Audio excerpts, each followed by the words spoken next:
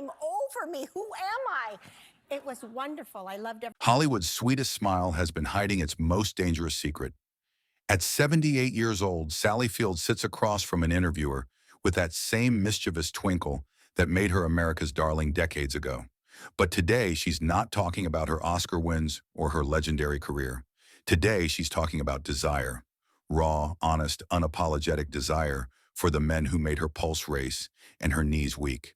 The host leans forward, grinning like they're sharing schoolgirl secrets, and asks the question everyone's been wondering, but no one's been brave enough to voice. At 78, does she still remember the men she secretly wanted to take to bed? The ones who could have undone her completely with nothing more than a smile? Sally doesn't blush. She doesn't deflect. She tilts her head back and laughs in a way that makes the entire audience lean forward in their seats. Then she drops the bombshell that will leave you questioning everything you thought you knew about America's sweetheart. There are 7 men, 7 Hollywood legends who didn't just capture her heart, but ignited something much deeper and more dangerous. Men whose hands she wanted on her skin, whose voices she craved in the darkness, whose presence alone could have made her forget every rule she'd ever lived by. One by one, she's going to name them, and the confessions that follow will shatter every innocent image you've ever had of Sally Field. The first name that rolls off her tongue comes with a smile that's pure trouble. James Garner, the gentleman outlaw with cowboy ease and a smile that could melt steel. On the set of Murphy's Romance, he treated her like royalty, but there was fire beneath that old-fashioned charm, the kind of heat that made every simple gesture feel dangerous. Sally's eyes light up as she remembers how Garner could make the most innocent moments electric. A hand at the small of her back during rehearsals, the brush of his shoulder as they passed between takes, a smile that lingered just a heartbeat too long. She used to joke that working with him should have come with a warning label. Handle with care, liable to cause daydreams. But then her voice drops to something more intimate, more honest. She remembers one particular rehearsal when his arm slipped around her shoulder and how she had to remind herself they were being filmed. Because in that moment, she admits with a wicked grin, I wasn't thinking about the scene. I was thinking about what would happen if I dragged him straight off set and didn't let him leave my trailer all night. Garner didn't force chemistry, he breathed it. Crew members whispered about their spark, but Sally swears what didn't make it to the cameras was even stronger. There was something intoxicating about his effortless masculinity, the way his presence made everyone else fade into the background. When Jim looked at you, you forgot your lines, she confesses, not because you didn't know them, but because all you wanted to say was yes. The second name comes with laughter that turns dangerous at the edges. Burt Reynolds, the rogue, the mustache, the wild laughter that could make your knees weak. On Smokey and the Bandit, sparks weren't just scripted, they were inevitable. Everything about him radiated trouble wrapped in irresistible charm. Sally laughs, remembering how Burt could make brushing his teeth look seductive. On set, off set, I was in trouble either way. But the trouble was half the fun. Burt wasn't shy about leaning into their chemistry. He'd wink at her between takes, grin like he knew exactly what was running through her mind, and somehow he was always right. The worst part? He had this maddening way of making every moment feel like foreplay, even the boring ones. The director would call cut, but Burt would keep holding me just a second longer, Sally admits with that same wicked grin. Just enough to make me wonder if he was going to let go at all. Then there was that laugh, loud, reckless, unapologetic. It wasn't just funny, it was magnetic. The kind of sound that made you weak because you wanted to be the reason for it. I used to think, she confesses, her voice dropping to almost a whisper, if he laughed like that in bed, I'd never survive the night. What made Burt dangerous wasn't just his charm, it was the way he seemed to know exactly how powerful it was. He carried himself like a man who could take what he wanted, but chose to let you come to him. And Sally admits she would have gone willingly. The third name brings a dreamy look to her eyes that makes everyone in the room lean closer. Paul Newman. Those impossible blue eyes and a calm that made chaos stand still. In absence of malice, Newman was all coiled intelligence and quiet heat. The kind of man who could say more in silence than most men managed in 10 monologues. Sitting across from Paul was never just acting, Sally admits. It was surrender. You'd find yourself leaning in like gravity had picked sides. If he'd whispered, I'd have followed. Newman wasn't just handsome. He was devastating. The way he looked at you didn't feel like performance. It felt like possession.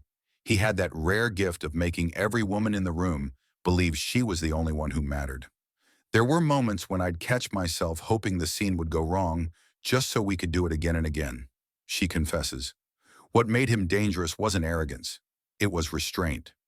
Newman knew the power he had, and he carried it lightly with humor and kindness. That restraint was maddening because it left space for imagination to run wild. Even his voice carried temptation. Low, smooth, a little playful at the edges. He could take an ordinary question like, "How's your lunch?" and twist it into something that left you blushing for reasons you couldn't explain. Paul Newman could have told me to follow him out of the studio, and I would have walked barefoot over glass, Sally confesses. Some men you dream about. Paul was the dream standing right in front of me. The fourth confession comes with laughter that borders on the edge of hysteria. Robin Williams, a whirlwind of voices, faces, and laughter on Mrs. Doubtfire. Robin's gift was joy, but beneath the manic brilliance ran a deep, soulful current that was absolutely intoxicating. He could make you laugh until you cried, Sally says, and then he'd look at you, still catching his breath, and you'd think, God, what if all that energy was turned loose in the dark? Working with Robin was like trying to hold lightning in your hands. Thrilling, dangerous, impossible to predict. He'd dart between characters mid-scene, make the crew collapse with laughter, and then without warning, drop into something heartbreakingly tender. One minute you wanted to throttle him, and the next you wanted to kiss him just to shut him up, Sally admits with a grin. But the real shock wasn't the comedy, it was the quiet. Robin had a silence that caught you off guard, a depth in his eyes when the noise stopped. That silence could undo you, make you feel exposed in ways no punchline could cover. The fifth name brings a predatory smile to her lips. Clint Eastwood. Tall, quiet, dangerous.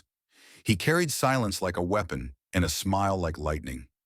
Sally never shared a set with Clint, but that hardly mattered. His presence was a legend all on its own. I never acted with Clint, she teases, but if he'd crooked a finger, I'd have followed him off set without a script. Clint's power wasn't in the roles he played. It was in the space between them. His stillness was more intoxicating than other men's grand gestures. Sally remembered watching him from afar at Hollywood gatherings. That slow, measured stride. The faintest grin like he was in on a secret no one else could hear. You looked at him and immediately wondered what he could do with all that restraint once he finally let it break, she confesses. What made him magnetic was that sense of control. He never reached, never chased. He waited, let the world come to him, and Sally found herself fantasizing about being the one who chose to step into Clint's gravity. It wasn't about romance, she admits with a wicked grin. It was about surrender. And I think I'd have enjoyed every second. The sixth confession comes with the intensity of a woman remembering fire. Dustin Hoffman, restless, obsessive, impossible to ignore. His intensity burned through every performance, and it didn't switch off when the cameras stopped. Working opposite him was like standing too close to a flame. Dustin looked at you like he was peeling away layers you didn't know you had, Sally laughs. Part of me wanted to slap him. Part of me wanted to see how far he'd go. He had a way of listening that wasn't just listening, it was consuming. He'd tilt his head, narrow his eyes, and suddenly you felt exposed, as if every secret you carried was about to tumble out. I used to think if he ever looked at me like that off set, I wouldn't stand a chance, she confesses. I'd spill everything, and maybe I'd like it. The seventh and final name comes with reverence mixed with pure desire. Gregory Peck, the compass, the voice, the kind of presence that made morality itself look seductive. Peck wasn't just handsome. He was carved out of some higher standard, a man who carried dignity like other men carried cologne. Gregory Peck could have just held my hand at dinner, and I'd have needed a week to recover, Sally muses. Some men don't need to chase. You give yourself willingly. What drew her wasn't swagger or mischief. It was gravity. Peck had that rare quality of making stillness magnetic. His voice could turn the simplest phrase into a vow. With Gregory, you didn't imagine wild chaos, she says. You imagined surrender. Quiet, total, absolute surrender. As Sally finishes her list, the room falls silent. This isn't the America's sweetheart everyone thought they knew. This is a woman who has lived, desired, and refused to apologize for the fire that burned beneath that innocent smile. At 78, Sally Field has finally revealed her most delicious secret. Behind every sweet smile was a woman who knew exactly what she wanted and wasn't afraid to admit it. 7 men who could have undone America's darling completely. And the most shocking part? She's not done remembering.